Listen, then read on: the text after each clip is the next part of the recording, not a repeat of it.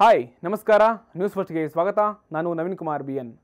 Story ಶುರುವನ್ನು ಮಾಡೋದಕ್ಕೂ ಮುಂಚೆ ಒಬ್ಬ ನಕಲಿ ವೈದ್ಯನ ಫೋಟೋವನ್ನು ತೋರಿಸ್ಬಿಡ್ತೀವಿ ನೋಡಿ.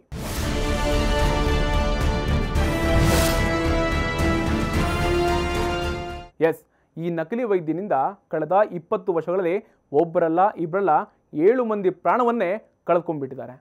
ಈ ಮಂದಿಯಲ್ಲಿ ಛತ್ತೀಸ್ಗಢದ ಮಾಜಿ ಸ್ಪೀಕರ್ ಕೂಡ ಬಲಿಯಾಗೋಗಿದ್ದಾರೆ. ಇದುವರೆಗೂ ಈ ಕುಖ್ಯಾತ ನಕಲಿ ವೈದ್ಯ 15 ಆಪರೇಷನ್ನ ಮಾಡಿದ್ದಾನೆ. ಈ 15 ಜನರ ಪೈಕಿ 7 ಮಂದಿ ಆಪರೇಷನ್ ಆದಂತಹ ಕೆಲವು ಗಂಟೆಗಳಲ್ಲಿ ಪ್ರಾಣವನ್ನು ಬಿಟ್ಬಿಟ್ಟಿದ್ದಾರೆ. 2006ರಲ್ಲಿ ಛತ್ತೀಸ್ಗಢದ ಮಾಜಿ ಸ್ಪೀಕರ್ ರಾಜೇಂದ್ರ ಪ್ರಸಾದ್ ಶುಕ್ಲಾ ಹೃದಯಾಘಾತಕ್ಕೆ ತುತ್ತಾದರು.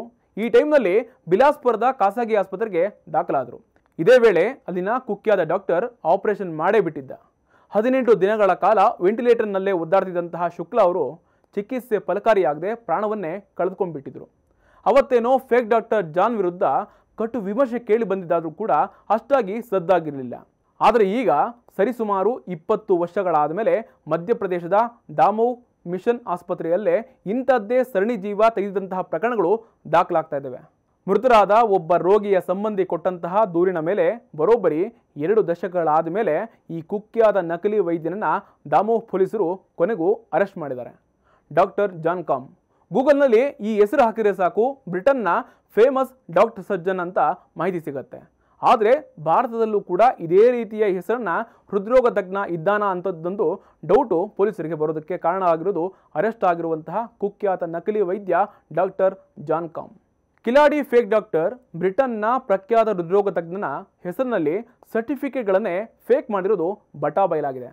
ತನ್ನ 9 ಪುಟಗಳ ಬಯೋಡೇಟಾದಲ್ಲಿ ತನ್ನ ಕಾಯಂ ವಿಳಾಸ ಬ್ರಿಟನ್ನ ಬರ್ಮಿಂಗ್ಹ್ಯಾಮ್ ಅಂತ ಮೆನ್ಷನ್ ಮಾಡಿದ್ದಾನೆ. ಅಸಲಿಗೆ ಈ fake doctor John Aadhaar card ನೋಡಿದಾಗಲೇ ಪೊಲೀಸರು ಶಾಕ್ ಆಗಿದ್ದಾರೆ. ಪೊಲೀಸರು ಶಾಕ್ ಆಗೋದಕ್ಕೆ ಕಾರಣ ಅಂತಂದರೆ ಈತನ ಹೆಸರು ಜಾನ್ ಕಾಮ್ ಅಲ್ಲ ಅನ್ನೋದು ಆಧಾರ್ ಕಾರ್ಡ್ ನೋಡಿದಾಗ ಗೊತ್ತಾಗಿದೆ. ಉತ್ತರ ಪ್ರದೇಶದಲ್ಲಿರುವಂತಹ ಪ್ರಯಾಗ್ರಾಜ್ನ ನರೇಂದ್ರ ವಿಕ್ರಮಾದಿತ್ಯ ಯಾದವ್ ತನ್ನನ್ನು ಕಳೆದ 20 ವರ್ಷಗಳಿಂದಲೂ ಕೂಡ ಡಾಕ್ಟರ್ ಜಾನ್ ಕಾಮ್ ಅಂತಲೇ ಪರಿಚಯಿಸಿಕೊಂಡಿದ್ದ. ನಾನ್ ಸ್ಟಾಪ್ ಆಗಿ 2 ದಶಕಗಳ ಕಾಲ ನಕಲಿ ವೈದ್ಯ ಸೇವೆಯನ್ನೇ ಕೊಟ್ಬಿಟ್ಟಿದ್ದ.